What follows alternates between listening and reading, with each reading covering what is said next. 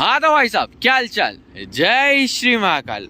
आज की इस वीडियो में अपने पास है वो लेजेंड जो कि मर के जिंदा हुआ, यानी डिसकंटिन्यू होने के बावजूद फिर प्रोडक्शन में आया, जो कि भैया छोटी मोटी बात नहीं है, मेरे लिए तो भैया बहुत बड़ी बात है। और ये मैं पहली गाड़ी देख रहा हूँ जो कि डिसकंटिन्यू हो गई, उसके बाद इसकी इतनी डिमांड आई कि इसको वापस प्रोडक्शन में लाया गया। जी हाँ भाई साहब, मैं बात कर रहा हूँ इस लेजेंडरी पल्सर 220 की। और जो मैंने इसको लेजेंड वर्ड दिया ना, ये भी मेरा दिया नहीं हुआ कि अपन वीडियो में टाइटल के लिए अपने लेजेंड वर्ड दे दिया। इसको दिया गया इंडियन बाइक राइडर्स के थ्रू, जिन्होंने इसको चलाया है, समझा है। तो आज की वीडियो में अपन यही बात करेंगे इस पल्सर 220 के ऊपर, यानी ऐसे क्या ही लुक्स है, क्या फीचर्स है, क्या कंफर्ट और कैसी परफॉर्मेंस है, जिसने लोगों को इसको इतना कायल बना के रखा है इसका, जिसकी वजह से कंपनी को उसको वापस प्रोडक्शन में लाना पड़ा। क्योंकि भाई साहब, जब गाड़ी कोई डिसकंटिन्यू होती है तो उसके पीछे कंपनी की बहुत सोची समझी साजिश कह लीजिए या फिर बहुत प्लानिंग होती है। तो उसके बावजूद कंपनी को इसको वापस प्रोडक्शन में लाना पड़ा। तो ऐसी क्या ही खासियत है इसके अंदर, तो चलिए देखते हैं आज की अपनी इस वीडियो में। हाँ तो भाई साहब, अब बात करें अपन इस पल्सर 220 के लुक्स के ऊपर। तो वैसे अगर अपन लुक्स की बात करें तो देखो, सबसे पहले अपन चलते हैं इसके मास्क के ऊपर। तो आपको इधर हमारे बजरंगबली और जय श्री राम लिखा हुआ मिलेगा। और अगर फ्रंट की बात करें तो आपको इस तरीके का इसकी कुछ फेयरिंग मिलती है जो कि इतनी बड़ी मिलती है। और हेडलाइट की बात करें तो आपको इस तरीके की कुछ इसके हेडलाइट मिलती है, जिसके अंदर आपको नीचे कंपनी से अपने प्रोजेक्टर मिलता है और इधर हेलोजन आता है, लेकिन इधर आफ्टर मार्केट अपना प्रोजेक्टर लगा के रखा है। उसके बाद दो ऐसे अपने विंग मिलेंगे जो कि अपने फंक्शनली नहीं, वो तो ऐसे लुक के लिए लगा के रखें। उसके बाद अगर फ्रंट की बात करें तो देखो, इतना हेवी मतलब एक मास्क, इसको देख के ना भाई साहब आपको है ना थोड़ी थोड़ी अपने आयरन मैन वाला फील आ जाएगा। क्यों मिथुन भाई, आयरन मैन जैसा दिखता है कि नहीं दिखता है? मतलब उसका जो लुक रहता है ना, इसका चेहरा देख के ऐसा लगता है आयरन मैन का, वो इसको देख के आयरन मैन बनाई, क्योंकि ये तो 2009 की है। अब वो पता नहीं वो आयरन मैन कब थी, लेकिन दिखता आयरन मैन जैसा है। खैर, अगर हम इसके लुक्स की बात करें ना तो इस तरीके का लुक मिलता है। और भाई साहब एक बात है, ये गाड़ी 2009 से लेकर 2023 तक एसी आ रही है। हाँ तो अब है ना, ये गाड़ी आउटडेटेड नहीं लगी लुक के मामले में, मतलब 2023 में भी चल जाएगी। लेकिन क्या आंखें ना इसको देख देख के आप थोड़ी इसी मतलब बोर हो गई है कि इसको ना थोड़ा अपग्रेड की जरूरत है। तो अब कंपनी को भैया 2023 आ गया तो थोड़ा अपग्रेड तो करना चाहिए। हाँ वैसे आउटडेटेड नहीं लग रहा है, लेकिन फिर भी थोड़ा अपग्रेडेशन की जरूरत है। खैर, अगर अपन साइड में चले तो साइड में मिलेगा आपको इस तरीके का अपना कुछ पैनल, जो कि इसकी फेयरिंग अपनी साइड से। और इधर साइड से बात करो तो कितनी हेवी है ये भाई साहब। अपनी पल्सर में सबसे हेवी पल्सर आती थी 2021-22 तक, क्योंकि अब आ गई है 250। लेकिन अगर पहले की बात करें तो 2009 से लेकर 2021-22 तक अपनी 220 सबसे हेवी आती थी। और बैक की बात करें तो इधर आपको मिलेगी अपनी पल्सर की सिग्नेचर स्टाइल लाइट, जो कि 125 से लेकर अपनी 220 के अंदर आती है। इसको पहचान जाता है कोई भी बच्चा हो कि हाँ भाई पल्सर की लाइट है। और साइड से बात करें तो कुछ कितनी हेवी गाड़ी दिखती है यार भाई साहब। मतलब स्पोर्ट बाइक भी है, कंफर्ट भी है, मतलब जो सब। चलो अपन तो आगे बात करेंगे गाड़ी चलाने के कंफर्ट में, लेकिन भाई साहब दिखने के मामले में बड़ी अच्छी लगती है। मतलब 2009 के हिसाब से तो भाई साहब बहुत ही तगड़ी बाइक थी ये, क्योंकि 2009 में आपको इस तरीके के लुक मिलते हैं जो कि 2023 में भी आपको आउटडेटेड नहीं लग रहे हैं। तो सोचो क्या ही मिलेंगे, क्या ही लुक थे उस टाइम पे, और अभी भी बढ़िया ही है। हाँ खैर, अब थोड़े अपग्रेड की जरूरत है। तो अगर ये होगा इसके भाई साहब लुक्स की बात, अब चलते हैं गाड़ी के फीचर्स के ऊपर। हाँ तो भाई साहब बात करें अपन इस गाड़ी के फीचर्स के ऊपर, तो फीचर्स में सबसे पहले चलते हैं अपन इसके इंस्ट्रूमेंट क्लस्टर के ऊपर, जहाँ पे आपको मिलेगा कुछ इस तरीके का अपना मीटर, जो कि अपनी 125 से लेकर अपनी 220 के अंदर, यानी जो पल्सर की अपनी ये सिग्नेचर ये टेल लाइट है। और ठीक है, और ये अपने अपना मीटर है। तो इसके अंदर आपको मिलेगा अपना ये आरपीएम मीटर, जो कि भाई साहब इस तरीके का मिलेगा। उधर चले अपने को डिजिटल मीटर मिलेगा, या फ्यूल गेज मिलेगा, ये अपने गाड़ी की अपनी टोटल रीडिंग होने की। ये ट्रिप का हो गया, जो कि आप इस बटन को दबा के रीसेट कर सकते हैं। इधर चले आपको इंडिकेटर का मिलेगा, अपने न्यूट्रल की लाइट मिलेगी, इधर अपने हाई बीम की, और ये अपनी बैटरी की इंडिकेशन। और इधर चले तो आपको इंजन टेम्परेचर की लाइट मिलेगी, ये अपने इंजन ऑयल कूल्ड के जो इंडिकेशन, यानी वो काम कर रहा है उसका बताने का है। ये अपने इंजन में कोई दिक्कत आ जाए तो उसकी वार्निंग लाइट है। और बात करें इधर फीचर्स की, तो इधर आपको मिलेगा अपना ये पास, ये अपने हाई बीम लो बीम करने के लिए, ये अपने इंडिकेटर के लिए, ये गाड़ी का अपने पल्सर का सिग्नेचर हॉर्न है। क्यों मिथुन भाई, ये आपको कोई सी पल्सर रहेंगे यही हॉर्न मिलेगा, हेवी वाला।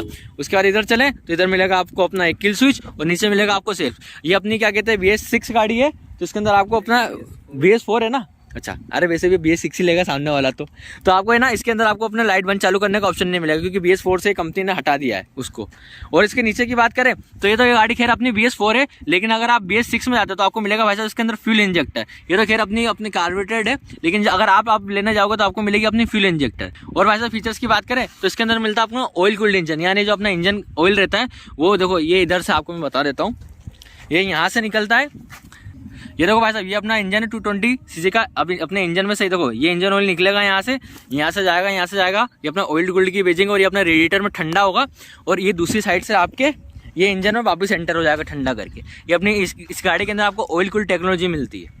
और फीचर्स की बात करूँ तो भाई साहब ये गाड़ी ये ही ना स्पोर्ट्स बाइक में ये इकलौती गाड़ी है जिसके अंदर आपको ये अपना डबल सोकअप मिलते हैं, यानी इस साइड भी सोकअप मिलेंगे और इस साइड में मिलेंगे। ये आपको हर स्पोर्ट बाइक के नहीं मिलेंगे। उसके अंदर आपको क्या मोनो सस्पेंशन मिलते हैं, यानी जो एक स्प्रिंग आती है ना R1 में आपने देखा होगा वो वाली स्प्रिंग आती है, लेकिन यही गाड़ी है जो कि आपको डबल सोकअप अपने ऑफर करती है और सबसे ज़्यादा कंफर्ट देने वाली गाड़ी है। 3 लोग भी अपना आराम से, मतलब वो चलो कंफर्ट में बात करते हैं। और फीचर्स की बात करें तो देखो मैंने आपको जैसे कि इंट्रो में बताया था, इसमें आपको मिलता है प्रोजेक्टर, ऊपर हेलोजन मिलता है, नीचे आपको मिलता है अपना प्रोजेक्टर हेडलैम्प। और फीचर्स की बात करें तो इसके अंदर आपको मिलता है अपना डिस्क ब्रेक आगे और पीछे, और ABS वेरिएंट भी आता है। और फीचर्स की बात करें तो इसके अंदर आपको मिलता है अपना ऑयल कूल बता ही दिया मैंने, और अपना मिलेगा 220 cc का इंजन जो कि आप परफॉर्मेंस में बात कर लेंगे। और मिथुन भाई फीचर बचेगा इसके अंदर, हो ना। और फीचर्स की बात करें तो इसके अंदर अपने को मिलते हैं क्लिप ऑन हैंडल, जो कि एक स्पोर्ट बाइक में आने भी चाहिए। मैंने सब कवर कर लिया भैया। ये अपने साइड मिरर मिल जाएंगे आपको इस तरीके के। तो भाई साहब चलो फीचर्स की बात तो यही रही, इसके अंदर आपको मिलते हैं इस तरीके के फीचर्स। अब चलता है अपन इस गाड़ी परफॉर्मेंस और कंफर्ट के ऊपर। अब भैया अगर अपन बात करें इस गाड़ी के कंफर्ट और परफॉर्मेंस की, तो वही सबसे बड़ा रीज़न है इस गाड़ी को वापस लाने का, क्योंकि जिस लेवल का कंफर्ट, जिस लेवल की परफॉर्मेंस और जिस लेवल की प्रैक्टिकलिटी ये गाड़ी देती ना, अभी तक कोई गाड़ी नहीं है जो स्पोर्ट बाइक जो कि आपको इतना प्रैक्टिकलिटी दे दे, इतना कंफर्ट दे दे, और जिस बजट में ये गाड़ी आती है उतनी परफॉर्मेंस दे दे। तो यही सबसे एक बड़ा रीज़न है इस गाड़ी को भाई साहब अपनी वापस लाने का, क्योंकि जितनी ये गाड़ी कंफर्टेबल है, जितनी प्रैक्टिकल है, और जो बजट में परफॉर्मेंस देती है ना, कोई दूसरी गाड़ी आपको नहीं दे सकती। क्योंकि यही एक गाड़ी है जिस पर आप 3 जन आराम से बैठ के जा सकते हो स्पोर्ट बाइक होने के बावजूद। यही वो गाड़ी है जिसको ऊपर आप सिलेंडर रख के या टंकी रख के भी ले जाना हो तो उस पर भी आप ले जा सकते हो। कोई दूसरी का मोटर स्पोर्ट बाइक नहीं है जिस पे आप टंकी रख के ले जा सकते हो, लेकिन ये गाड़ी है, यही वो गाड़ी है जिस पे आपकी मम्मी को बैठने में डर नहीं लगे। क्योंकि स्पोर्ट्स बाइक रहती है वो बहुत अग्रेसिव लुक्स की रहती है और नेचर की रहती है, लेकिन ये गाड़ी ऐसी है कि आपको उसको हर तरीके से प्रैक्टिकली भी यूज़ कर सकते हो। तो जो इसका सबसे एक बड़ा रीज़न था ना इस गाड़ी को वापस लाने का था, वो था इसका कंफर्ट और उसकी परफॉर्मेंस और इसकी प्रैक्टिकलिटी। तो अब अगर अपन बात करें इस गाड़ी के कंफर्ट और परफॉर्मेंस की, तो पहले अपन बात कर लेते हैं कंफर्ट की। तो मैं भाई साहब कह रहा हूँ अभी तक की जितनी भी स्पोर्ट बाइक आ रही है, भले वो बजट बाइक हो या भी अच्छी एक्सपेंसिव बाइक हो, जिस लेवल का कंफर्ट ये गाड़ी देती है ना, ये जो अपनी पल्सर 220 कोई दूसरी आपको बाइक स्पोर्ट बाइक दे ही नहीं सकती। क्योंकि जो इसका सीटिंग पोस्चर हो गया, जो इसकी राइडिंग क्वालिटी हो गई, और जो इसके सीटों का कंफर्ट है, सस्पेंशन का सेटअप है, बहुत प्यारा, मतलब कोई शब्द नहीं इसके लिए। जो क्योंकि जिस बजट में ये गाड़ी आ रही है और जो कंफर्ट ये दे रही है स्पोर्ट बाइक होने के बावजूद, भाई साहब सलाम है गाड़ी को।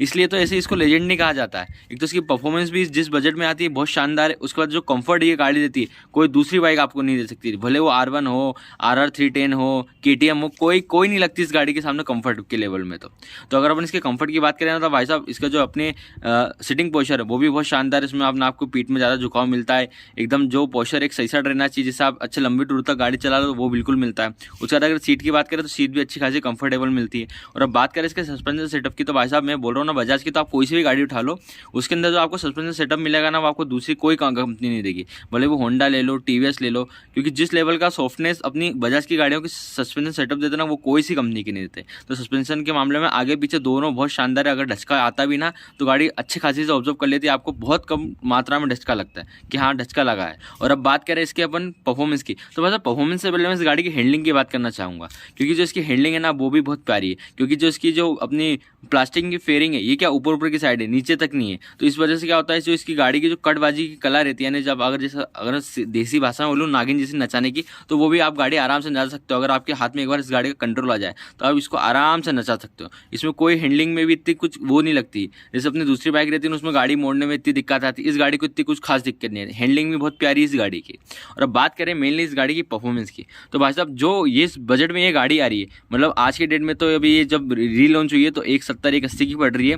तो वैसा इस बजट में 220 की गाड़ी मिल रही है आपको, और वो भी जो परफॉर्मेंस ये देती है बहुत शानदार है। अगर मैं इस गाड़ी की परफॉर्मेंस की बात कर रहा हूँ ना, तो इसका इनर्शियल भी बहुत शानदार है। मतलब जो एक 220 की गाड़ी सीसी के इंजन की गाड़ी को देना चाहिए वही इन देती है।